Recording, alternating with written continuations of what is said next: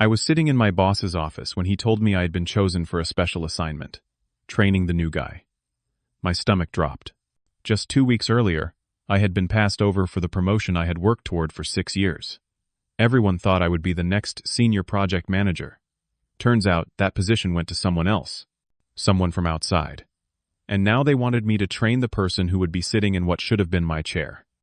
I thought loyalty meant something here. Turns out I was wrong. What happened next changed everything. Before we dive into what went down, let me know where you are watching from. Go ahead and hit that like button, and subscribe if you have ever felt undervalued at your job. Trust me, this story gets intense, and you will want to stick around to see how I handled it. Let me take you back to how this whole mess started. I began working at this mid-sized tech company in Seattle when I was 24 years old. The position was junior project coordinator. Nothing fancy, but it felt like a real opportunity. The company was not huge, but it had potential, and everyone talked about how it felt like a family. I bought into that. I really did. From day one, I threw myself into the work. I stayed late when projects needed extra attention. I volunteered for the difficult assignments that nobody else wanted to touch. I remember this one time about 8 months in, when our team lead had to take emergency leave right in the middle of a crucial project with one of our biggest clients. I stepped up. I had never managed anything that size before, but I figured it out.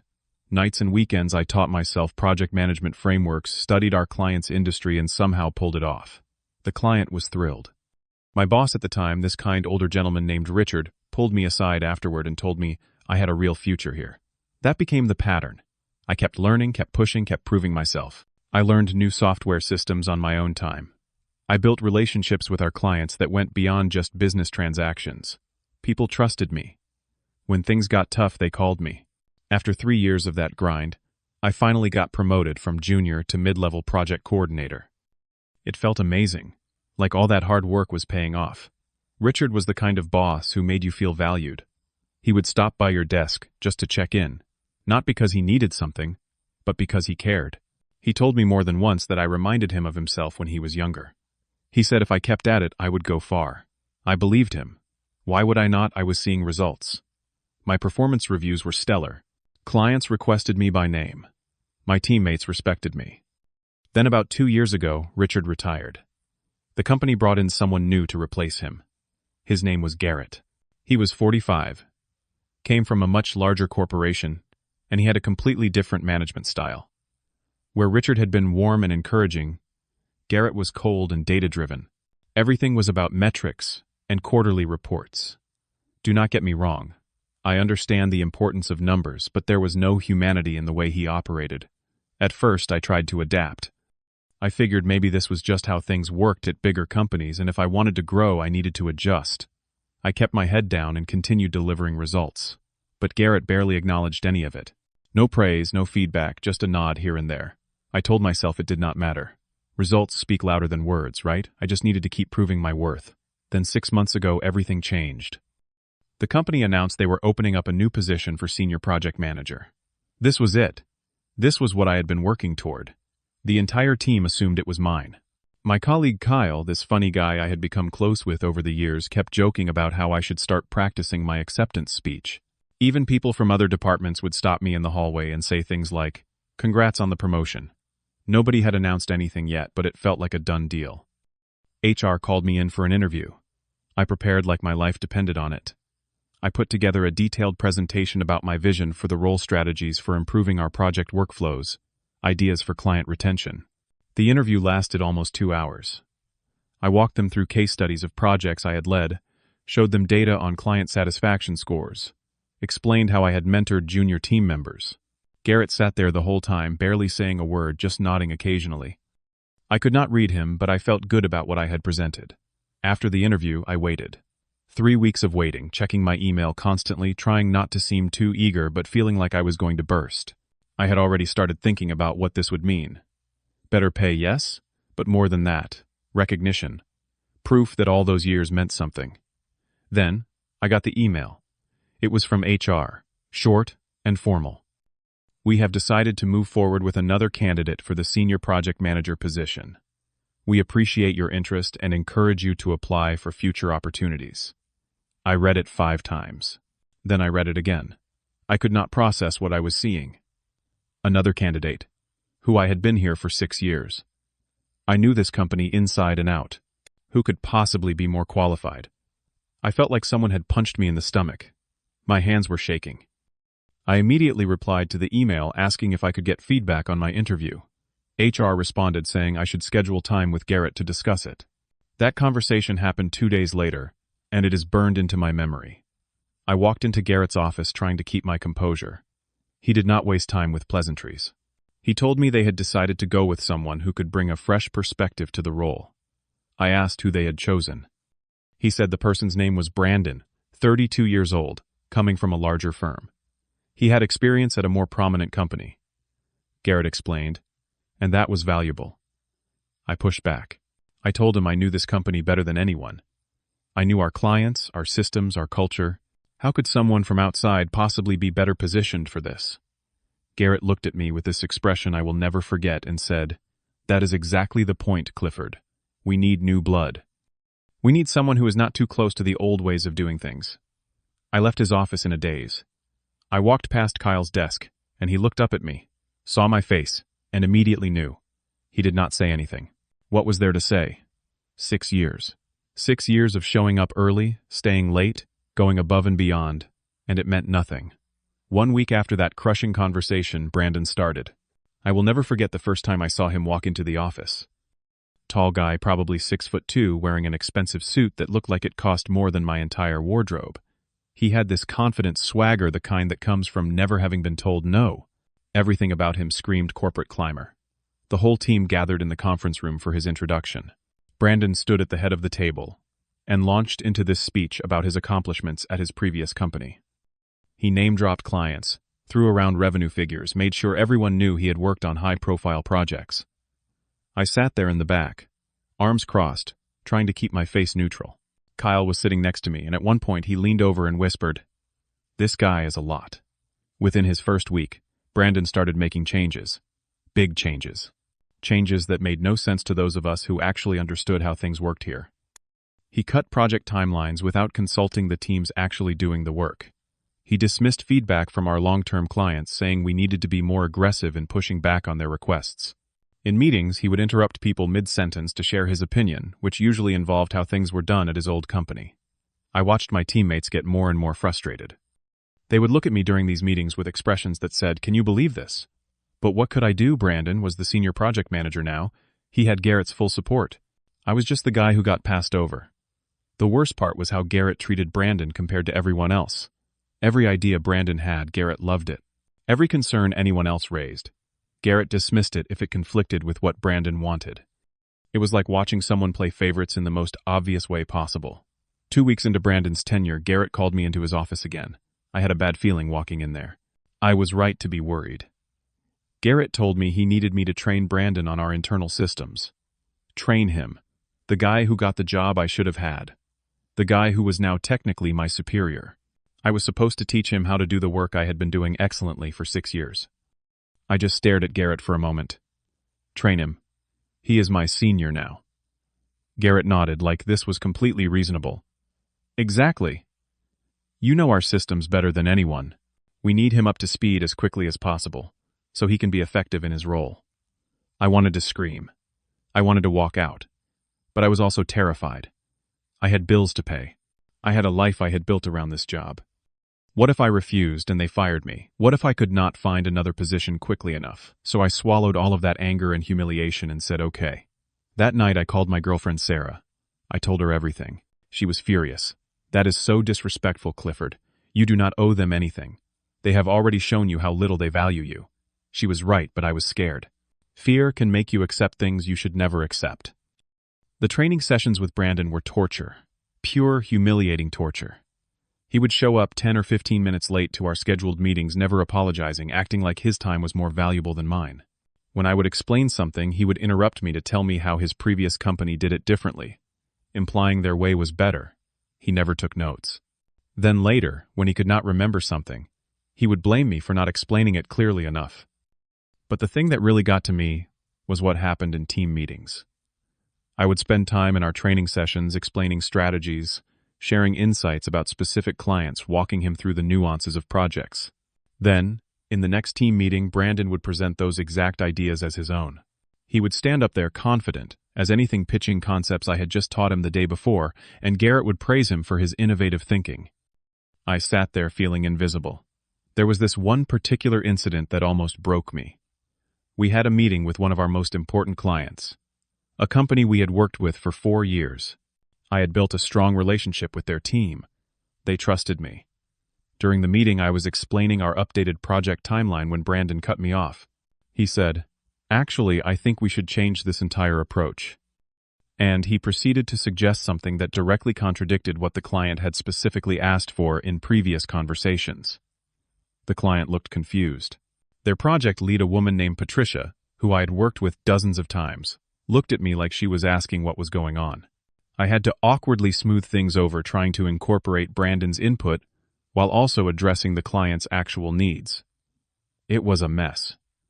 After the meeting, Patricia called me directly. "Clifford, what is happening over there? Who is this new person? We specifically work with your company because of you." I did not know how to answer that. What was I supposed to say? That I got passed over for someone less qualified? That the company I had given 6 years to decided I was not good enough? Things came to a head about 3 weeks into this nightmare. Garrett called me into his office late on a Friday afternoon. I knew something was coming. "You develop a sixth sense for bad news after a while." He told me they were restructuring. My current role was being absorbed into Brandon's team. I asked what that meant for me. He said there was a position open in operations support. Same salary, he assured me, just different responsibilities. I understood immediately what he was really saying. Operations support was administrative work. Filing, scheduling, coordinating logistics. It was not project management. It was not strategy. It was not anything close to what I had been doing. It was a demotion disguised as a lateral move. And Garrett knew it. Then he added almost casually, "Of course, if this position does not align with your career goals, you are welcome to explore opportunities elsewhere." That sentence hung in the air between us. It was not a suggestion. It was barely even veiled. He was telling me to leave. After 6 years, after everything I had given this company, he was essentially pushing me out the door. I went home that night and did not sleep. I kept replaying everything in my mind. Every late night, every weekend I had sacrificed, every time I had gone above and beyond. All of it felt like a waste. I felt stupid for believing that hard work and loyalty would be rewarded. I felt angry at Garrett and Brandon and the whole situation. But most of all, I felt angry at myself for putting up with it for as long as I had. Something shifted in me that sleepless night. By the time morning came, I had made my decision. I was done. I was done being disrespected. Done training my replacement. Done accepting scraps from a company that clearly did not value me. I was done with all of it. Monday morning, I walked into the office and sent Garrett an email requesting a meeting. When I sat down in his office an hour later, I was calmer than I had been in weeks. Clarity does that. When you finally decide to stop accepting unacceptable treatment, there is a strange peace that comes with it. I looked Garrett in the eye and said, "I will not be moving to operations support, and I will not continue training Brandon." He actually looked surprised. I guess he expected me to just roll over like I had been doing. "Excuse me. You heard me," I said. "I have given 6 years to this company. I was passed over for promotion without any clear explanation of what I was lacking. Now you want me to train the person who took the job I earned and then accept a demotion. I am not doing it. I am done." Garrett's face changed. The surprise turned to irritation. "This is extremely unprofessional, Clifford. We need transition support. That is standard when reorganizing." "You need it," I said. "I do not. I will complete the projects I am currently responsible for, because I have commitments to clients who deserve better than to be left hanging. But I will not train Brandon. That is not my responsibility." He tried to intimidate me then, told me this could affect my references, that I was burning bridges. I looked at him and said, "I will take that risk." I stood up and left his office. My hands were shaking, but not from fear this time. From adrenaline, from relief. I had finally stood up for myself, and it felt incredible. Words spread fast in an office that size. By lunch, everyone knew I had refused to continue training Brandon. Kyle found me in the break room and just gave me this huge smile. "You did the right thing, man. Seriously. You did what all of us wish we had the guts to do." Other colleagues came by throughout the day, quietly expressing support. Even people I did not know that well stopped by my desk to say they respected what I had done. It made me realize how many people had been watching this whole situation unfold and feeling uncomfortable about it. Meanwhile, Brandon was in a full panic. He had been relying on me to teach him everything, and now that support was gone. There was a major project due in 2 weeks, one of our biggest clients, and Brandon was supposed to be leading it, but he did not actually know how to manage it. He had been letting me do most of the actual work while he focused on looking important in meetings. I watched it fall apart from a distance. Brandon sent the client incorrect information about deliverables. He missed a critical deadline for a component of the project. He scheduled meetings at times that conflicted with the client's availability, which I would have known if I had been involved because I actually knew these people. The client started calling Garrett directly to complain. I heard through the office grapevine that they were threatening to pull their contract. Garrett tried to pull me back in. He called me into his office, and in a much less confident tone than usual, asked if I could help get the project back on track. I looked at him and said, "That is Brandon's project. He is the senior project manager. I am sure he can handle it." The look on Garrett's face was something I will treasure forever. He knew he had created this mess. He had chosen Brandon over me, forced me to train him, then pushed me out. And now it was blowing up in his face and there was nothing he could do about it. While the company was scrambling, I was taking action on my own behalf. I updated my resume that weekend, highlighting all the accomplishments that apparently had not mattered to my current employer. I reached out to a headhunter I had connected with at an industry conference a year earlier. Her name was Jessica Sharp as they come, and she was excited to hear from me.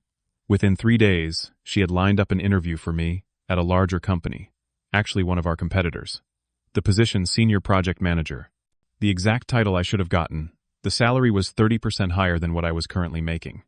The interview was scheduled for that Thursday. I prepared for that interview the way I had prepared for the one at my current company, except this time, I felt different. I was not desperate to prove myself. I knew my worth now.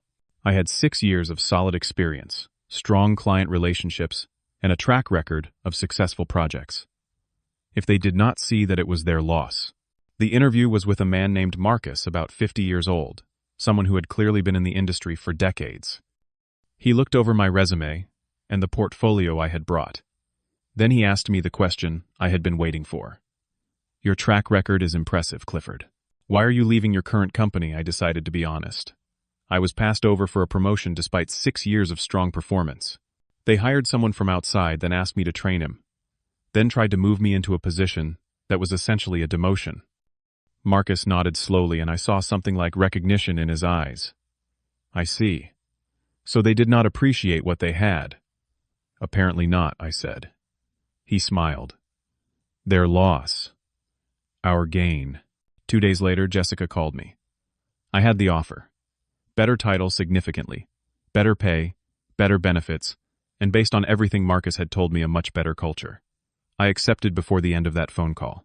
The next morning, I submitted my resignation letter. 2 weeks' notice, professional and courteous, despite everything. When Garrett got the email, he called me immediately. I let it go to voicemail. He called again. I answered the second time. "Clifford, we need to talk about this," he said, and I could hear actual panic in his voice. "There is nothing to talk about," I replied. "I have accepted another position. I will be here for 2 more weeks to close out my current responsibilities." He tried everything. He said they could reconsider the promotion situation. He suggested maybe the restructuring had been too hasty. He even hinted at a raise. I listened to all of it without saying a word, and when he finished, I said, "It is too late, Garrett.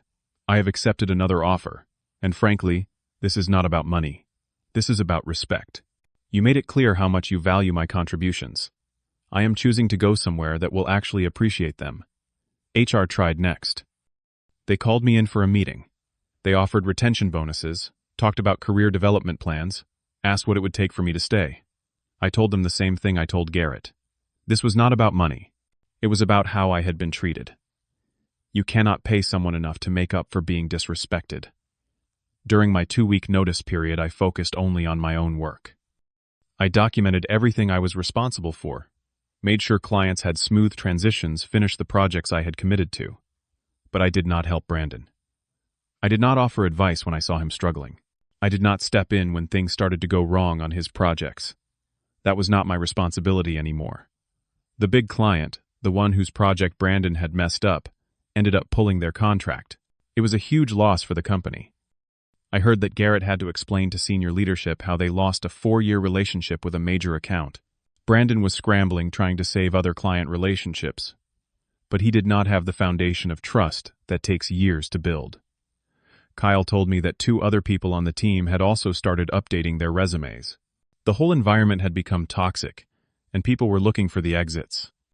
I felt bad for my former colleagues, but I also felt like maybe my stand had shown them something important. Sometimes you have to be willing to walk away. My last day arrived. It was a Friday, and some of the team organized a small goodbye lunch. Nothing fancy, just pizza in the conference room, but it meant a lot. People said nice things. Kyle gave a whole speech about how I had been the backbone of so many projects and how much I would be missed. Several people admitted they wished they had my courage to stand up for themselves. Garrett did not attend. I did not expect him to. Brandon briefly stopped by, shook my hand, muttered something about wishing me well, but he could barely look me in the eye. I think he knew that his position had been built on pushing someone else out, and now he was stuck trying to fill shoes he was not qualified to wear. I packed up my desk that afternoon. 6 years fit into 2 cardboard boxes. Photos, a couple of awards, some personal items. It seemed like so little physical evidence for so much time invested. But as I carried those boxes out of the building for the last time, I felt lighter than I had in months. I was not leaving in defeat. I was leaving because I had chosen to value myself more than they had valued me. Starting at the new company felt like breathing fresh air after being in a closed room for too long. From my first day, the difference was obvious. Marcus welcomed me personally, introduced me to the whole team, and laid out clear expectations and growth opportunities. There was no ambiguity, no political games, just straightforward respect and professionalism. The team I joined was welcoming in a way I had forgotten was possible. They actually seemed excited to have me there. During my first week, Marcus scheduled one-on-one meetings with each person I would be working with so I could learn about their roles and how we would collaborate. It was such a simple thing, but it made me feel valued immediately. My first major project came up within 3 weeks. It was a complex engagement with a client in the healthcare industry.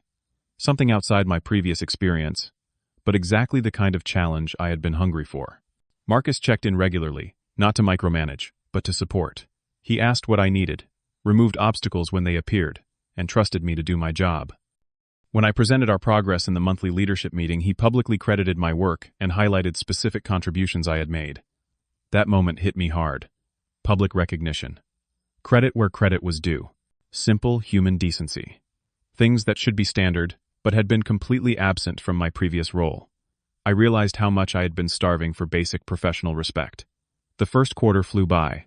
My project with the healthcare client exceeded expectations. We delivered early and under budget, and the client specifically mentioned my leadership in their feedback. Marcus pulled me aside after that and told me he was putting through a salary increase based on my performance. Not something I had asked for, not something I had to fight for, just recognition of good work. My relationship with Sarah improved too. I had not realized how much stress I had been carrying from my old job until it was gone. I stopped bringing work frustrations home every night. I stopped questioning my own worth and abilities. I was happier, and that affected everything else in my life. About 3 months after I left my old company, Kyle called me. We had kept in touch, grabbing lunch every couple of weeks to catch up. But this call was different. He had news. "You are not going to believe what happened," he said, and I could hear the mix of vindication and frustration in his voice. The big client who had pulled their contract. That was just the beginning. 2 more major clients had left in the following weeks, both citing concerns about project management and communication. The company had taken a significant financial hit. Brandon had been fired. Less than 5 months after being hired, he was gone. Turns out that when you do not actually know what you are doing, and you do not have someone covering for your incompetence, it shows. Garrett had apparently tried to save the situation by bringing in consultants to fix the processes, but the damage was done. 2 more people from my old team had left for other jobs. The department was understaffed and struggling. And here is the part that made me shake my head. HR had reached out to Kyle asking if he knew how to contact me, wondering if I would consider coming back. I laughed when he told me that. Not cruelly, just with genuine disbelief. "What did you tell them?" I asked. "I told them you were thriving at your new job and probably would not be interested," Kyle said. "Was I right?" "You were absolutely right," I confirmed. Kyle sighed. "I am putting in my notice next week. I cannot do this anymore." Watching how they treated you, and then seeing everything fall apart, it made me realize I deserve better too.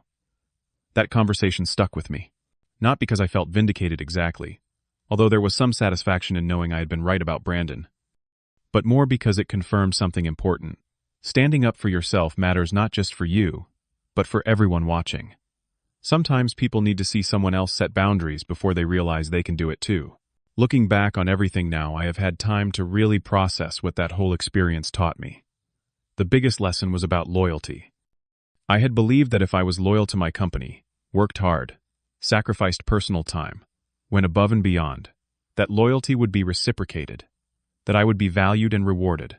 But loyalty has to go both ways. A company that asks for your loyalty while showing you none in return is not a company worth staying at. I also learned about knowing your worth. For years I had tied my self-worth to my job and my employer's opinion of me. When they passed me over for promotion, I questioned everything about myself. But the truth was, my value had not changed.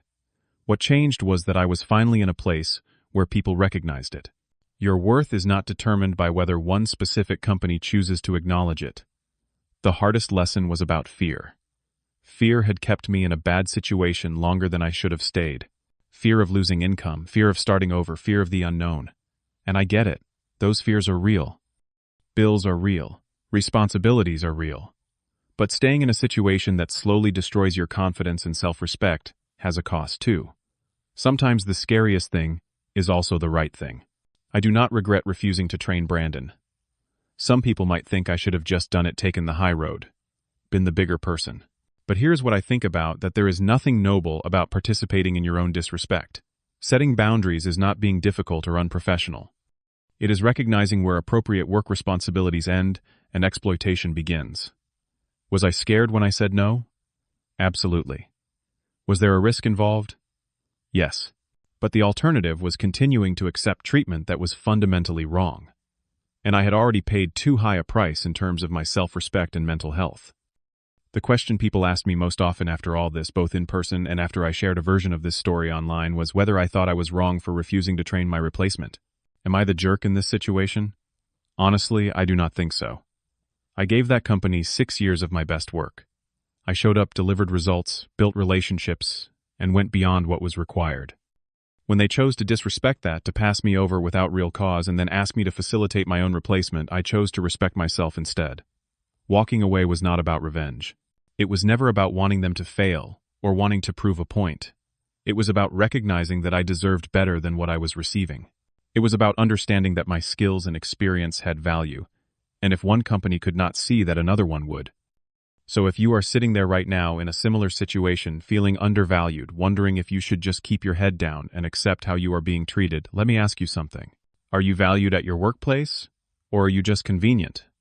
Because there is a huge difference between those two things. One means your contributions matter, and your growth is important. The other means you are there to serve a purpose, until something or someone better comes along.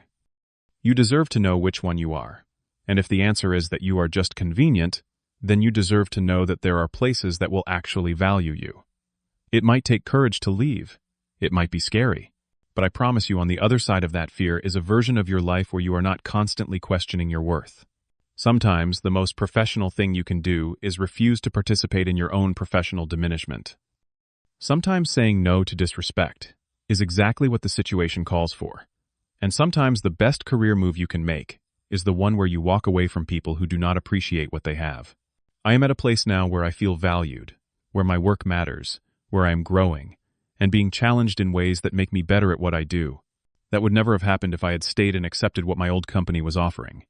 Change was terrifying, but it was also necessary. And it was worth it. So here is my question for you.